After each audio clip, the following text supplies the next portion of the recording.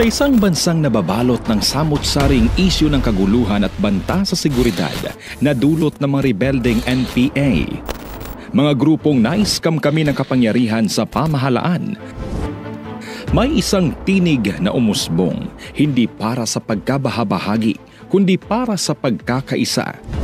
Isang lider na hindi lang nangangako, kundi kumikilos. Itinataas niya ang bandila ng hustisya at tunay na kapayapaan. Gaya ng kaibigan nitong si Pangulong Rodrigo Duterte. Ito ang kanyang adhikain. Ito ang kanyang misyon.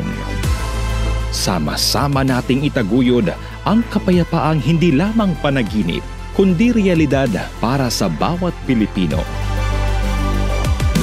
Iboto, number 53 sa balota, Pastor Apollo C. Quiboloy, para sa Senado.